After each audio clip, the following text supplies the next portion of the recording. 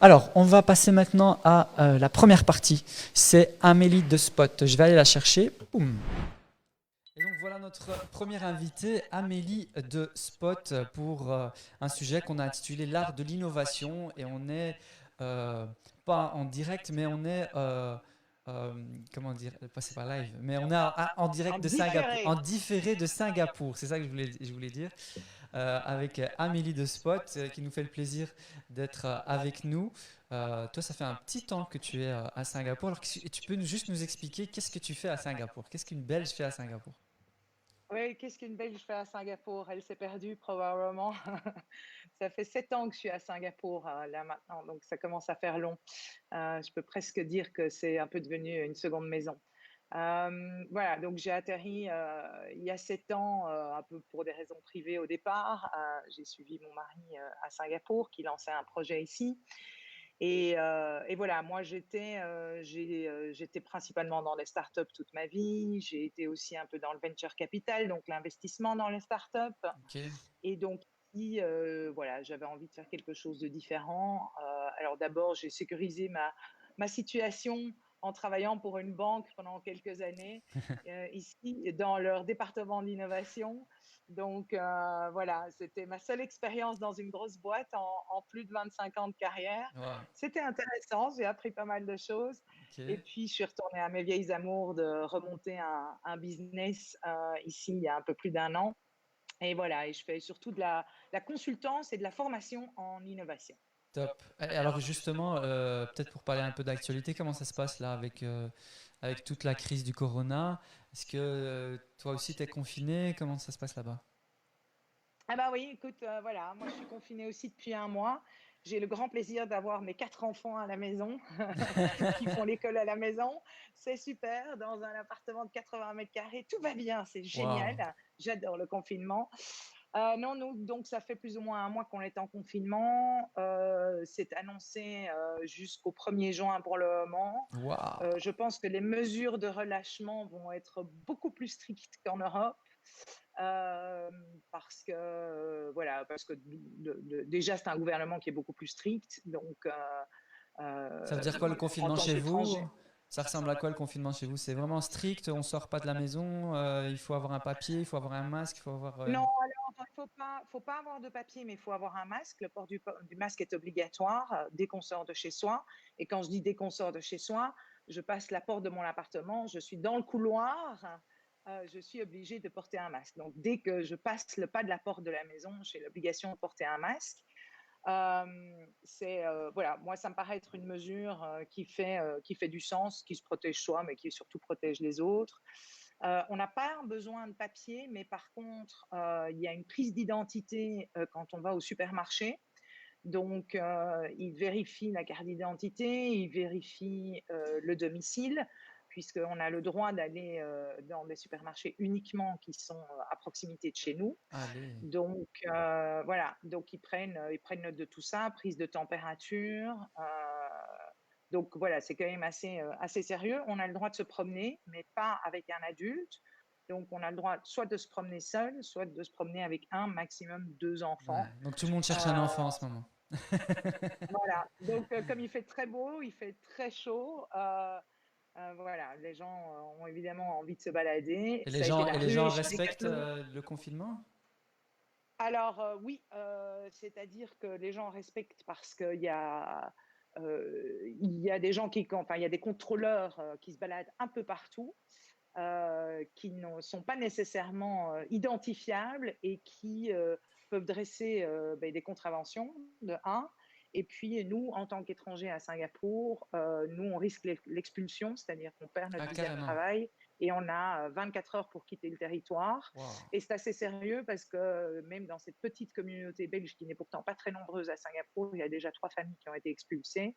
Chez Waouh. les Français, ça vole aussi. Et je pense que dans toutes les communautés d'étrangers, ça rigole pas. Donc là où un Singapourien se prend une amende, eh ben, nous, on se prend une expulsion. Bah, c'est drôle ça. Alors, revenons-en un peu au sujet. Alors Ouais. aujourd'hui, toi, tu as une longue carrière dans le domaine de la start-up.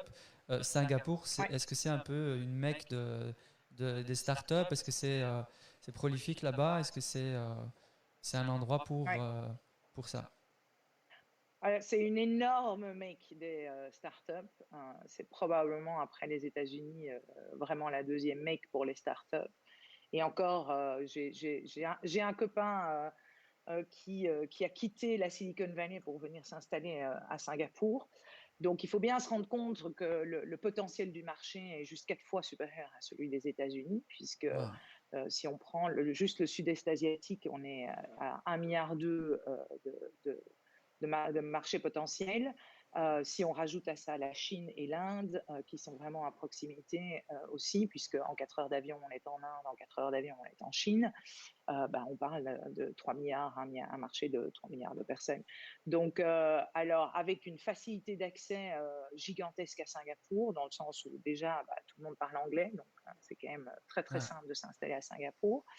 De deux, le gouvernement a toujours énormément supporté sur les 10 dernières années l'écosystème de start-up, donc injecte un maximum d'argent dans le système avec des incubateurs, des accélérateurs, tout ce qu'on peut imaginer, du support des universités pour la recherche, des organisations, enfin des institutions gouvernementales qui font de la technologie énormément. Je lisais encore aujourd'hui, ça m'amusait d'ailleurs beaucoup, que pour respecter justement la distance sociale dont on parle tant que ça, visiblement, ils sont en train de faire des tests dans un parc ici avec un robot à la Star Wars qui, je suppose, parle et observe et détecte la distance sociale entre les gens.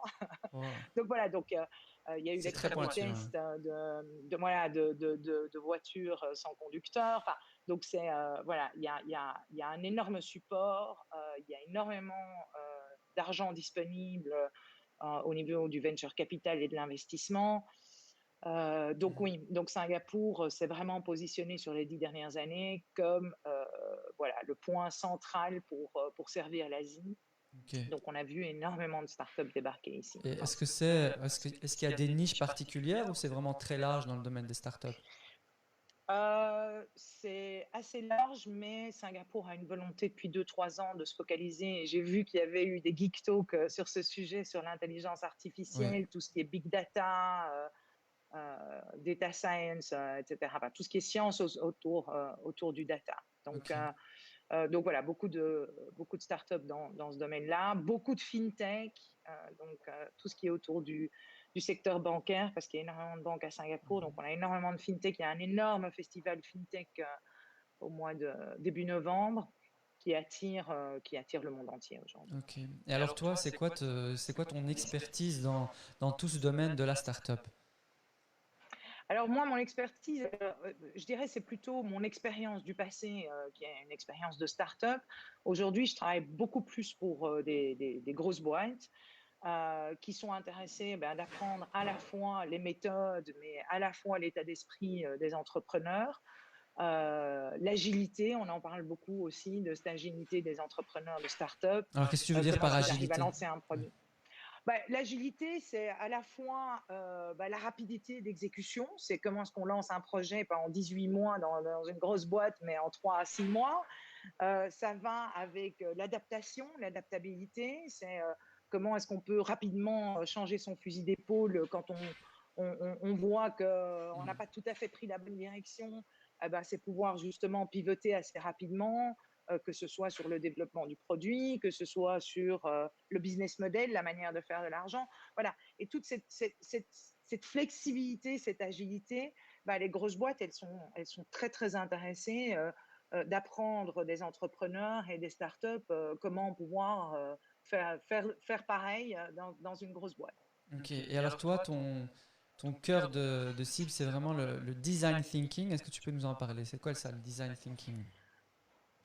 En fait, c'est juste une méthodologie pour pouvoir innover. Donc, il y a plein de méthodologies qui sont disponibles pour innover. En fait, c'est juste une approche pour le design. Et le design, c'est intéressant parce que je pense qu'historiquement, tout le monde a toujours vu le design comme un type qui crée des produits, le magnifique Dyson, Ouais, l'aspirateur, ouais, ouais. voilà. Alors qu'en fait, le design, c'est simplement en fait un mot très compliqué pour dire on part d'une situation existante et on essaye de l'améliorer.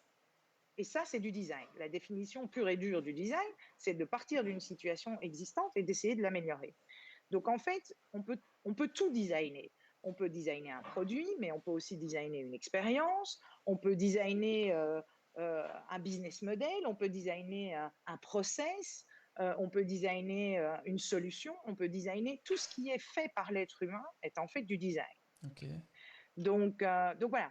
Donc simplement, le design thinking donne une structure et une approche structurée, une vraie méthodologie pour pouvoir créer des nouveaux produits ou des produits meilleurs, de pouvoir créer des solutions meilleures, des expériences meilleures, des nouvelles manières de gagner de l'argent. Et donc, c'est une approche assez structurée qui est assez intéressante parce qu'en fait, elle est basée sur deux choses. Elle est basée sur des méthodes, donc où on suit vraiment une méthodologie, un peu comme quand on cuisine. Mhm. Ok. Donc, quand on cuisine, on suit une recette. D'accord. Voilà, ce soir, moi, je dois faire à manger pour 4 enfants. Je vais regarder dans mon frigo un certain nombre d'ingrédients qui sont mes méthodes. Et puis, je vais appliquer des recettes là-dessus. Je vais suivre pas par pas un certain nombre d'étapes pour pouvoir arriver à mon dîner prêt ce soir. Eh bien, le design, c'est exactement la même chose. On va avoir toute une série de méthodes, sauf qu'on va devoir les suivre dans un ordre bien particulier pour arriver à créer des nouveaux produits, créer des nouvelles expériences, créer des nouvelles solutions, créer même des business models. Et un business model, c'est quoi? C'est juste une manière de faire de l'argent. Ok. Voilà. Donc voilà. Et moi, j'enseigne ces méthodes dans des grosses entreprises, des banques, mais aussi des boîtes comme Starbucks, Netflix, qui ont toutes besoin de continuellement innover et qui veulent avoir une approche structurée pour le faire. D'accord. Alors, est-ce que tu peux nous donner peut-être quelques éléments de cette approche? Qu'est-ce que ça contient, ce design thinking? Alors, je vais commencer par une chose, prendre un petit. Je suis désolée, je suis devenue un peu comme Jean-Claude Van Damme, donc parfois je vais prendre des mots d'anglais, je vais essayer de les traduire, D'accord. mais les choses me viennent parfois plus naturellement en anglais. Donc, je vais essayer de prendre une étape de. En fait, tout produit, toute solution, pour qu'elle soit un succès, doit tenir compte de trois choses. Mhm. Et c'est marrant parce que j'avais justement ce petit dessin qui était prêt, là. Je vais essayer de le montrer à la caméra, je ne sais pas si vous le Ouais, voyez. on le voit. En fait, le succès, il se trouve à l'intersection de trois choses. La première, le mot en anglais, il dit desirability. C'est qu'en fait, il faut résoudre un problème pour des gens. Ouais. Okay, c'est très simple, quelques solutions qu'on passe, et ça, c'est quelque chose, un message important pour toutes les startups et tous les entrepreneurs que vous avez à Molungi, C'est ça. c'est il faut résoudre un problème pour les gens. Si on crée quelque chose dont les gens n'ont pas besoin, n'ont pas envie ou qui ne résolvent pas un problème pour eux, le produit ne sera jamais un succès. C'est ça. Donc, il faut partir de ça, de cet aspect de desirability. Donc, il faut que ce soit désirable. Mhm. Okay. C'est ça. Donc, la première chose que tout entrepreneur doit faire, c'est se poser la question, qu'est-ce que je résous comme problème pour les gens? La deuxième chose, c'est qu'évidemment, viability, ici en anglais, Mhm. viability, c'est il faut que ça fasse de l'argent. Ouais. Okay. Donc, sinon, ça n'a pas d'intérêt. C'est ça. Okay. Sinon, on est dans une ONG et ça, c'est super. L'objectif n'est pas de faire de l'argent, mais a priori, quand on a une start-up, ben, on veut pouvoir payer ses employés, ses fournisseurs, et on Exactement. veut potentiellement pouvoir faire un peu d'argent. Okay. La dernière chose ici, c'est la feasibility. Il faut que ce soit faisable. Okay. Donc là, on rentre dans les aspects de technologie disponible, mais aussi d'expertise disponible. Voilà. Donc, en fait, pour assurer le succès d'un projet, il faut être ici à l'intersection de ces trois aspects. Il faut que ce soit désirable, il faut que ça fasse de l'argent et il faut que ce soit faisable. Donc ça, c'est en général, je pars de ça. Ok. Parce que très souvent, que ce soit dans les startups ou que ce soit dans les grosses boîtes, les gens ne parlent pas à leurs clients ou ne Ouais. parlent pas à leurs clients potentiels. C'est ça. On en Okay. voit Ils passer pensent ici, qu'ils hein. savent. Ouais. On voit des gens Voilà. comme ça, ils ont une idée, ils s'enferment à deux développeurs pendant beaucoup de mois, et à la fin ils sortent le Voilà. truc et ils se rendent compte que personne n'en a quelque chose à kicker de leur solution. Voilà. Et c'est là, en fait, que le design thinking peut énormément aider. Parce que le design thinking va se concentrer énormément sur cet aspect de désirable pour les clients. Donc, la première chose qu'on enseigne, en fait, c'est trois, on va dire, compétences qui sont absolument clés pour les grosses boîtes autant que pour les startups. Et ces trois compétences clés, la première, c'est observer. Observer et écouter. Donc, observer l'expérience humaine pour pouvoir décoder quels sont les besoins, quels sont les problèmes que les gens ont et ce qu'on va pouvoir leur apporter. Donc, ça, c'est la première compétence qu'on enseigne, c'est l'observation. Comment est-ce qu'on peut interviewer des clients? Comment est-ce qu'on peut co-créer des solutions avec des clients? Comment est-ce qu'on peut tester certaines choses avec des clients? C'est tout ce qui concerne l'observation humaine. Ouais. La deuxième grande compétence que j'enseigne, c'est comprendre. Et comprendre, c'est parce que l'observation, c'est une chose, mais après, il faut comprendre, il faut pouvoir décoder les informations qu'on a récoltées. Et souvent, et j'aime bien, j'ai un collègue fantastique qui prend cet exemple extraordinaire du pilote. Le pilote qui fait l'atterrissage parfait, mais dans le mauvais aéroport. Et ça, c'est un truc qui nous est tous arrivé au moins une fois dans notre vie. Ouais. Okay, on a construit cette super solution, on croit qu'on l'a compris, et puis on lance le truc, et puis en fait, on n'est pas au bon endroit. Ouais. Et donc, c'est arriver à faire sens des informations qu'on récolte pendant qu'on observe pour vraiment se poser les bonnes questions. Donc ça, c'est la deuxième compétence, c'est vraiment comprendre. Ouais. C'est pouvoir définir convenablement le problème avant de vouloir le résoudre. Ok. Et la troisième grosse compétence, elle est vraiment dans tout ce qui est fabrication, on va dire ce qu'on appelle en anglais le making, faire. Et ça, le faire, ça passe par générer des idées. Donc, une fois qu'on a posé la bonne question, on va explorer plusieurs pistes. On ne va pas foncer dans une piste directement. C'est ça. On va générer plusieurs possibilités, générer plein d'idées et tester très rapidement toutes ces petites idées pour voir quelles sont celles qui vraiment prennent. Contrairement à ce que tu disais, effectivement, des gens qui s'enferment pendant 6 mois dans leur garage et qui n'explorent en gros qu'une seule piste. Ouais. Voilà. Et donc, ça va être cette partie d'expérimentation où on va tester plusieurs pistes, on va faire des prototypes. Et en fait, même les grosses boîtes, elles sont très friandes de ces prototypes. On appelle ça maintenant aussi les MVP, Minimum Viable Product. Qu'est-ce qu'on va mettre sur le marché qui est la version minimum d'un produit qui va nous permettre de dire est-ce que ça intéresse les gens ou ça n'intéresse pas les gens avant de construire la Rolls-Royce, quoi. Un Et c'est proof ces of trois concept. compétences que j'enseigne en design thinking. Ok. Et alors, laquelle de ces trois compétences est la plus difficile à intégrer dans ces grosses boîtes finalement? Oh, écoute, je vais te dire qu'elles sont toutes les trois difficiles à intégrer dans les grosses boîtes et elles sont toutes les trois difficiles à intégrer dans les startups. C'est pareil, en fait. Ok. Et je dirais que, voilà, les startups sont peut-être un peu meilleures dans l'expérimentation, donc dans le making. Ouais. L'année dernière sont un petit peu meilleures que les grosses boîtes. Mais en gros, je crois qu'on a à apprendre des trois. Et moi qui ai fait beaucoup de startups dans mon passé, et encore maintenant, je veux dire, même avec ma propre boîte, tout le monde est frileux de s'exposer face au client. Ouais. Tout le monde est frileux de s'exposer au feedback du client. Et voilà. Et donc je pense qu'on a cette tendance à croire qu'on sait Ouais. et à connaître la solution. Et c'est vrai que voilà, donc ces compétences de à la fois observer, comprendre, décoder et tester rapidement, je pense que ça sert partout. Et je dois dire que bon, si j'ai travaillé à 80% avec les grosses boîtes l'année dernière, j'ai quand même travaillé à 20% avec des startups pour me rendre compte que voilà, ces trois compétences, elles étaient valables autant dans le monde des startups que dans le monde des grandes entreprises. Ok. On est déjà presque à 20 minutes de discussion, ça Wow. file. Oui. Peut-être est-ce qu'on peut être dans quelque chose de très concret? Est-ce qu'il y a des outils qui existent pour pratiquer ce design thinking avec les trois compétences? Comment on met le pied à l'étrier concrètement? Alors, comment on met le pied à l'étrier? Je dirais que comme n'importe quel apprentissage aujourd'hui, c'est ça qui est absolument fantastique, c'est qu'il il y a une quantité gigantesque de ressources disponibles, que ce soit sur YouTube, sur les e-learning gratuits de LinkedIn. Vraiment, il y a des ressources partout. Il y a énormément d'articles qui sont publiés sur des blogs, sur Medium.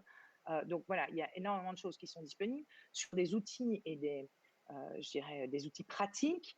Là, je vais faire la promo 2 secondes de la boîte pour laquelle je travaille, qui Ouais. s'appelle Luma Institut, Luma Institut. Et donc, nous, on offre un mois d'accès gratuit à la plateforme